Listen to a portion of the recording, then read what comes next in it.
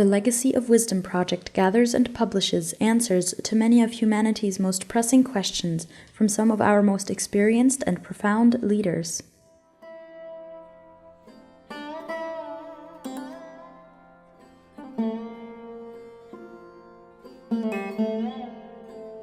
What are key personal elements that a person should pay attention to if they have a chance to decide upon a style of living in their aging years?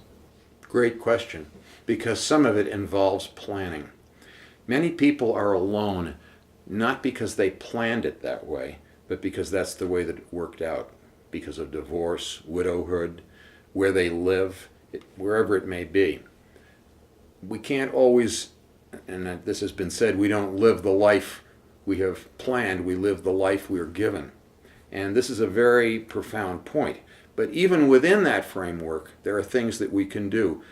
For example, I know a group in New York City, the University Without Walls group, where they deliberately reach out to homebound people to connect them with others through the telephone. No high-tech business. We're not even talking Skype. We're just talking telephone. Telephone, not telephone reassurance, but lifelong learning over the telephone. However, personal connection is very important, and people need to learn to pick up the phone and call the people who haven't called them. I try to remember to do that.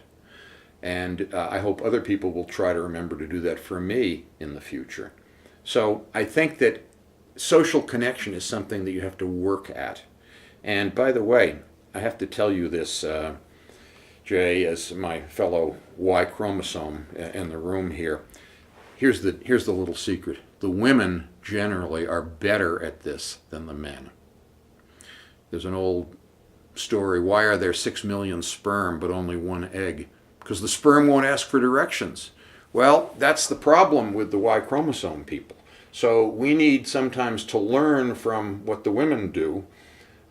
We can't be all the things that they are, but we can learn about social connection and investing in social capital. And unless you do that, you do become isolated, and that's not a pretty picture. Is there a way to be proactive in that as Yes. you age? Yes, there is. People often speak about intergenerational connection, which is a good thing. But sometimes intergenerational programs are a little artificial. When they work, it's great. But there's simpler ways. I'll give you a concrete example. When I moved here to Boulder, one of the first things I did was to join the Rocky Mountain Chorale. And in addition, I take weekly voice lessons with my teacher, Lisa Phillips, who's the deputy director of the chorale. Well, a singing group like this, and I'll make sure that your daughter and others are on the invitation list for our next concert. A singing group is a natural intergenerational group. In the bass section where I sing, the guy on my left is 80 years old. The one on my right is 25 years old.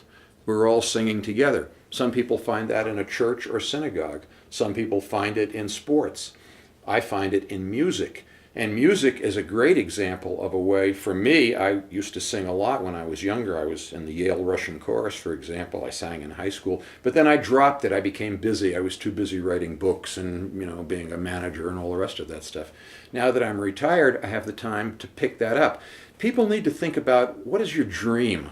What is the thing that made you feel alive when you were younger? Emotionally, I mean, alive. And it's never too late to pick that up again. It's never too late. But once you realize that, then you have to invest in it. You have to connect. You have to go to the rehearsals. You have to be with people. And you may find remarkable things. I've learned things about the body and about emotions from my voice lessons that I never would have dreamed I would have learned. People can learn it through Tai Chi. There are many ways to learn these things.